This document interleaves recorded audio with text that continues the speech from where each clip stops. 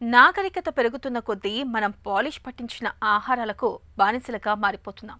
తినే అన్నం తెల్లగా, మల్లె పువ్వులా ఉండాలని పరితపిస్తూ బియ్యాన్ని పదే పదే పాలిష్ పట్టించుకుంటున్నాం. కానీ మనకు తెలియకుండానే ఈ పాలిష్ పట్టించిన ఆహారాలు మన కొంప ముంచుతున్నాయి. తెల్లటి అన్నం మూలంగా మనకు షుగర్ జబ్బు వచ్చే ముప్పు పెరుగుతుందని నిపుణులు హెచ్చరిస్తున్నారు. ప్రపంచవ్యాప్తంగా జరిగిన అనేక పరిశోధనల్లోనూ ఈ విషయం విస్పష్టంగా రుజువైంది. ఈ నేపథ్యంలో తెల్లటి అన్నం ఎలా మధుమేహాన్ని తెచ్చిపెడుతుందో, మన ప్రధాన ఆహారమైన అన్నం విషయంలో మనం ఎలాంటి జాగ్రత్తలు తీసుకోవాలో ఇప్పుడు తెలుసుకుందాం.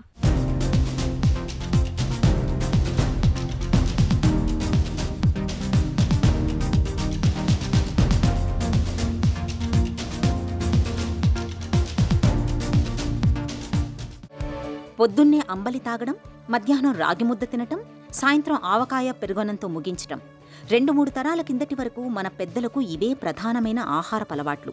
ప్రస్తుతం 3 పూట్ల తెల్లటి మల్లెపువ్వుల్లాంటి అన్నం తినే మనకు ఈ ఆహారపలవాట్లు కాస్త చిత్రంగా, మరికొంత విచిత్రంగా అనిపించొచ్చు. ఇవాళ మనకు పొద్దున్నే లేచిన దగ్గర నుంచి రాత్రి పడుకునేదాకా ముప్పూటలా వరి అన్నమే కావాలి. ఆ తినే మెతుకులు కూడా తెల్లగా, ముత్యాల్లా మెరిసిపోతూ ఉండాలి. తెల్లటి పాలిష్డ్ బియ్యాన్ని స్టేటస్ సింబల్గా గొప్పగా భావిస్తున్నాం. నాగరికత పేరుతో బియ్యాన్ని పదే పదే పాలిష్ పట్టిస్తూ ఆ పాలిష్డ్ బియ్యానికి బానిసలుగా మారిపోతున్నాం. నాగరికత పేరుతో మన నిత్య జీవితంలో ఒక భాగంగా చేసుకున్న పాలిష్డ్ బియ్యం క్రమంగా మన ఆరోగ్యాన్ని కబళిస్తోందన్న సంగతి మనలో ఎంతమందికి తెలుసు? ప్రత్యేకించి తెల్లటి అన్నం మూలంగా మనకు మధుమేహం ముప్పు బాగా పెరుగుతోందని నిపుణులు చెబుతున్నారు. ఒకప్పుడు మనం తీసుకునే ఆహారంలో రైస్ గురించి చెప్పుకోవాలనుకుంటే ఎక్కువగా దంపుడు బియ్యం తినేవాళ్ళము. దంపుడు బియ్యం అంటే అన్పాలిష్డ్ రైస్ అనమాట. అంటే వడ్లో దాని యొక్క పై లేయర్ పాలిష్ చేయకుండా గ్రెయిన్ యాజ్ సచ్గా మనం ఉడకపెట్టుకుని తినేదన్నమాట. కానీ అది సంవత్సరాలు గడిచే కొద్దీ మనం ఎక్కువగా పాలిష్డ్ రైస్ కానీ వైట్ రైస్ ఎక్కువ వాడుతూ ఉన్నాం. ఎందుకంటే ఈ దంపుడు బియ్యంకి కొంచెం ఉడకపెట్టడానికి చాలా టైం ఎక్కువ తీసుకుంటుంది. దీనివల్ల కుకింగ్ ప్రాసెస్ యొక్క లెంత్ పెరగటం వల్ల చాలామందికి సులభంగా ఉంటుందని వైట్ రైస్కి అలవాటు పడ్డారు, సన్న బియ్యంకి. కాకపోతే దంపుడు బియ్యంలో ఉన్న ఒక న్యూట్రిషన్ వాల్యూ ఈ పాలిష్డ్ రైస్లో ఉండదు. ఎందుకంటే పాలిష్ చేసినప్పుడు రైస్ యొక్క జర్మ్ లేయర్ అని ఏదంటామో, హస్క్ లేయర్ అని ఏదంటామో అది తీయబడుతుంది. దీంట్లో అత్యధికంగా మినరల్స్, వైటమిన్స్ మరియు యాంటీ ఆక్సిడెంట్స్ ఉంటాయి. ముఖ్యంగా చెప్పుకోవాలనుకుంటే vitamin E, selenium, calcium, iron, magnesium మరియు జింక్. సో ఇలాంటి పదార్థాలు అవి తీసేయబడుతున్నాయి. కాబట్టి ఈ పాలిష్డ్ రైస్లో న్యూట్రిషన్ వాల్యూ అనేది చాలా తగ్గిపోతుంది. పాలిష్ చేయటం వల్ల ఈ బియ్యంని ఒక గ్లైసిమిక్ ఇండెక్స్ పెంచడం జరుగుతుంది. ఎస్పెషలీ హై గ్లైసిమిక్ ఇండెక్స్ ఉన్న ఫుడ్స్, తిండి పదార్థాలకి గ్లైసిమిక్ ఇండెక్స్ 70 కన్నా ఎక్కువ ఉంటుందో దానికి హై గ్లైసిమిక్ ఇండెక్స్ అంటాం. దీంట్లో ముఖ్యంగా మనం చెప్పుకోవాల్సింది సాఫ్ట్ డ్రింక్స్, మనకి బజార్లో తరచూ దొరికే జంక్ ఫుడ్, అదేవిధంగా ఫ్రూట్స్లో వాటర్ మెలన్ లాంటివి, వైట్ బ్రెడ్ మరియు ఈ పాలిష్డ్ అన్నం. సో ఇవి ఎంత తక్కువ పోషణలు తీసుకున్నా కూడా వీటి షుగర్ పెంచే అవకాశము ఈ హై గ్లైసిమిక్ ఇండెక్స్ ఉన్న ఫుడ్ పదార్థాలకి ఎక్కువ. అందులోనే మన పాలిష్డ్ రైస్ కూడా వస్తుంది. హై గ్లైసిమిక్ ఇండెక్స్తో పాటు అతి ముఖ్యమైన మినరల్స్ మరియు యాంటీ ఆక్సిడెంట్స్ లేకపోవటం వల్ల మనకి పాలిష్డ్ రైస్ ఎస్పెషల్లీ అత్యధికంగా తినే వాళ్ళలో బరువు పెరిగే అవకాశాలు ఎక్కువ ఉన్నాయి. కానీ లిమిటెడ్ పోర్షన్స్లో తీసుకోగలిగితే మీ షుగర్ అదుపులో పెట్టుకునే అవకాశం ఉంది. తెల్లటి అన్నంతో షుగర్ ముప్పు. ప్రపంచవ్యాప్తంగా అనేక పరిశోధనల్లో వెల్లడైన ఈ నిజం ఆసియా దేశాల్ని, ప్రత్యేకించి మన భారతీయుల్ని బాగా కలవరపెడుతోంది. ఉత్తర భారతీయులతో పోలిస్తే ముప్పూటలా అన్నమే తినే మన దక్షిణ భారతీయులకు ఇది మరింత చేదువార్తేనని చెప్పాలి. బియ్యాన్ని ఎక్కువసార్లు మరాడించడం వల్ల పోషకాలన్నీ తవుళ్ళలో బయటకు వెళ్లిపోయి బియ్యంలో కేవలం ఒట్టి పిండి పదార్థం మాత్రమే మిగులుతోంది. పిండి పదార్థం కావడంతో అది చాలా త్వరగా జీర్ణమైపోతూ అంతే త్వరగా రక్తంలో కలిసిపోతోంది. దీంతో రక్తంలో గ్లూకోజ్ శాతాలు తీవ్రమైన హెచ్చుతగ్గులకు లోనవుతాయి.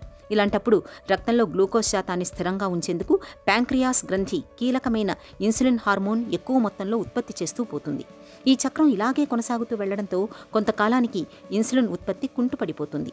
దీనికి తోడు ఒంట్లో అప్పటికే పేరుకుపోయిన కొవ్వు కణాలు ఉత్పత్తి అయ్యే కొద్దిపాటి ఇన్సులిన్కు నిరోధకంగా మారతాయి. దీంతో షుగర్ జబ్బు మన పాలిట పెను విపత్తుగా పరిణమిస్తోంది. సో మన నాగరికత ప్రకారం మనం కల్చర్కి, ఎస్పెషల్లీ సౌత్ ఇండియాలో, అతి ముఖ్యంగా మన తెలుగు రాష్ట్రాల్లో మనం ఈ వైట్ రైస్కి అలవాటు పడ్డాం. కాబట్టి దాని యొక్క పోర్షన్ కంట్రోల్ మీరు బాగా మెయింటైన్ చేయగలిగితే మీకు షుగర్ లెవెల్స్ లేకపోతే బరువు అదుపులో పెట్టుకునే అవకాశం ఉంది. వీటితో పాటు హై ప్రోటీన్ ఫుడ్ తీసుకోవాల్సిన అవసరం తప్పనిసరిగా ఉంది. ప్రోటీన్ ఫుడ్ గురించి చెప్పుకోవాలనుకుంటే మనకి వెజిటేరియన్లో పల్సెస్ కానీ, బీన్స్ కానీ, పన్నీర్ లాంటి, నాన్ వెజిటేరియన్స్ గురించి చెప్పాలనుకుంటే ఫిష్, చికెన్ మరియు ఎగ్ వైట్ అంటే గుడ్డులో తెల్ల భాగము, ఇవన్నీ ప్రోటీన్ రిచ్ ఫుడ్స్. ఇవి తీసుకోవటం వల్ల మీరు మీ కార్బోహైడ్రేట్ పోర్షన్ కంట్రోల్ తగ్గించవచ్చు.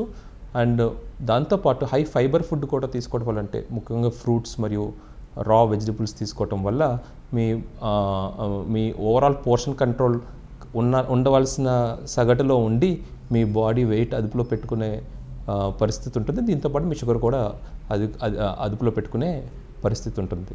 సాధారణంగా మన సౌత్ ఇండియాలో మన కార్బోహైడ్రేట్ కంటెంట్ మన మీల్స్లో 55 నుంచి 60% ఉంటుంది. దీన్ని మనం 30 to 25% దాకా తగ్గించుకోగలిగితే మీ షుగర్స్ మంచి అదుపులో ఉండే అవకాశం ఉంటుంది. తెల్లటి అన్నం తినడం మూలంగా మనకు కేవలం మధుమేహం ముప్పు పెరగడం మాత్రమే కాదు, ఇతరత్ర అనర్థాలు చాలానే వచ్చి పడుతున్నాయి.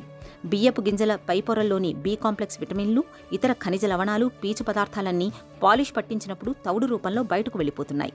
ఫలితంగా 3 పూటల అన్నం తినే మనకు బి కాంప్లెక్స్ విటమిన్లు తగిన మోతాదులో లభించడం లేదు. పీచు పదార్థం లభించకపోవడంతో మలబద్ధకం పెరుగుతోంది. తెల్లటి అన్నం ద్వారా ఒట్టి పిండి పదార్థం మాత్రమే దొరుకుతోంది. అది కూడా త్వరగా జీర్ణమైపోతుండడంతో అంతే త్వరగా మనకు ఆకలి వేస్తోంది. దీంతో అతిగా తినడం వల్ల అధిక బరువు, స్థూలకాయం సమస్యలుగా మారుతోంది. కొవ్వు కణాలు ఎక్కువై చెడు కొలెస్ట్రాల్ శాతం పెరుగుతోంది. వీటన్నింటి ఫలితంగా గుండె జబ్బులొస్తున్నాయి. రక్తపోటు కొండెక్కుతోంది. చివరికి మొత్తం శరీరమే వ్యాధుల కుంపటిలా మారుతోంది. గ్లైసిమిక్ ఇండెక్స్ అంటే మనకు పోర్షన్ ఒక ఫుడ్ తీసుకుంటే మన షుగర్ లెవెల్స్ ఎంత పెంచగలదు తిన్న తర్వాత. దాని ప్రకారం ఈ తిండి పదార్థాలు 3 విధాలుగా విభజించబడ్డాయి. Low glycemic index food, moderate glycemic index food మరియు హై గ్లైసిమిక్ ఇండెక్స్ ఫుడ్. ఈ లో గ్లైసిమిక్ ఇండెక్స్ ఫుడ్కి ఈ గ్లైసిమిక్ ఇండెక్స్ వాల్యూ 55 కన్నా తక్కువ ఉంటుంది. మోడరేట్ గ్లైసిమిక్ ఇండెక్స్ తిండి పదార్థాలకి 55 నుంచి 70 వరకు, హై గ్లైసిమిక్ ఇండెక్స్ పదార్థాలకి 70 కన్నా ఎక్కువ ఉంటుందన్నమాట. సో ఎస్పెషలీ ఈ లో హై గ్లైసిమిక్ ఇండెక్స్ ఫుడ్ గురించి మనం చెప్పుకోవాలనుకుంటే ఫ్రూట్స్, వెజిటబుల్స్, అదేవిధంగా అన్పాలిష్డ్ రైస్, దంపుడు బియ్యం మరియు ప్రోటీన్ రిచ్ ఫుడ్ అంటే చికెన్ కానీ, ఫిష్ కానీ, ఎగ్ వైట్ కానీ, పల్సెస్, బీన్స్ లాంటివి, ఇవన్నీ లో గ్లైసిమిక్ ఇండెక్స్ ఫుడ్ కింద వస్తాయి. హై గ్లైసిమిక్ ఇండెక్స్ ఫుడ్ కింద చెప్పుకోవాలనుకుంటే పాలిష్డ్ రైస్, అదేవిధంగా ఫ్రూట్స్లో వాటర్ మెలన్, వైట్ బ్రెడ్, అన్ని విధాలుగా జంక్ ఫుడ్, సాఫ్ట్ డ్రింక్స్ అని హై గ్లైసిమిక్ ఇండెక్స్లో వస్తాయన్నమాట. సో మీరు హై గ్లైసిమిక్ ఇండెక్స్ ఫుడ్ తీసుకునేటప్పుడు మీరు గమనించాల్సింది ఏంటంటే దాని యొక్క పోర్షన్ బాగా తగ్గించుకోగలగాలి. లో గ్లైసిమిక్ ఇండెక్స్ ఫుడ్స్ తీసుకునేటప్పుడు దాని యొక్క పోర్షన్ పెంచగలగాలి. ఈ విధంగా మనం పాటిస్తే మన డైట్ బ్యాలెన్స్డ్గా ఉండి మన షుగర్స్ మరియు బరువు అదుపులో ఉంటాయి. తెల్లటి అన్నంతో మధుమేహం ముప్పు ఉందని చెబుతున్న నేపథ్యంలో మరి ముప్పూటలా అన్నం తినడానికి అలవాటు పడిన మనం ఏం చేయాలి? మధుమేహం ముప్పును ఎలా నివారించుకోవాలి? ఇందుకు డాక్టర్లు గ్లైసిమిక్ ఇండెక్స్ను దృష్టిలో ఉంచుకొని ఆహార విషయంలో ప్రత్యేక జాగ్రత్తలు తీసుకోవాలని చెబుతున్నారు.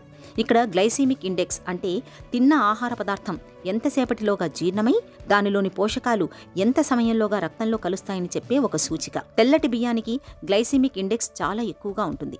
మధుమేహులు అన్నం తగ్గించడం, అన్నాన్ని పూర్తిగా మానడం వెనుక ఉన్న ప్రధానమైన కారణం ఇదే. అయితే మనకు మధుమేహం లేదు కాబట్టి అన్నాన్ని పూర్తిగా మానాల్సిన పని లేదు. బియ్యానికి ఉండే హై గ్లైసిమిక్ ఇండెక్స్ను తగ్గించే ప్రయత్నం చేస్తే సరిపోతుంది. ఇందుకు బియ్యంతో పాటు ఆకుకూరల్ని, కాయగూరల్ని కలిపి వండటం, అన్నంతో పాటు కూరల్ని ఎక్కువగా తీసుకోవటం వంటి జాగ్రత్తలు తీసుకోవాలి.